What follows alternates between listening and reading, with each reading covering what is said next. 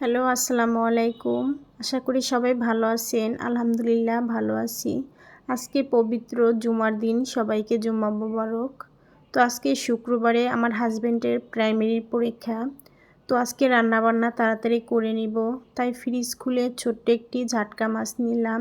কিছুক্ষণ আগে আমাদের বাসার পাশ দিয়ে সবজি ভাই গেছে, তার কাছ থেকে আমি 4টা টমেটো রেখেছি 20 টাকায়, আর 30 টাকার কাঁচামরিচ আর একটা লেবু নিলাম 10 টাকায়, কারণ বাসায় কাঁচামরিচ ছিল না। এর সাথে আমি সিম ভাজি করব, তো বাসায় অনেক দিন আগেরই সিম আনা ছিল। তো সব সবজিগুলো নিয়ে আমি এখন কাটাকাটি করতে বসলাম। আর আমি রান্না করার সময় সব কিছুই একসাথে কেটে কুটে ধুয়ে তারপরে রান্নাটা কমপ্লিট করি। দেখি সিমগুলো, অনেকগুলো সিমই নষ্ট হয়ে গেছে, ফ্রিজে ছিল।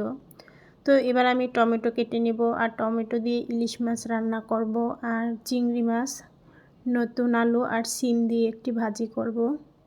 অনেকেরই দেখি রান্না করার সময় হয়তো সবজি কাটে, না হয়তো পেঁয়াজ কাটে, তারপরে আবার রান্না করে। আর আমি সেরকম একেবারেই করি না। আমি সব সময় পেঁয়াজ থেকে শুরু করে সব কিছুই একেবারে কেটে কুটে নিই। এরপর আমি এখন চিংড়ি মাছগুলোকেও পরিষ্কার করে নিব। তো আমার সবজি মাছ সব কিছুই ফ্রেশ করে এখন রান্নার জন্য তৈরি হয়ে গেলাম।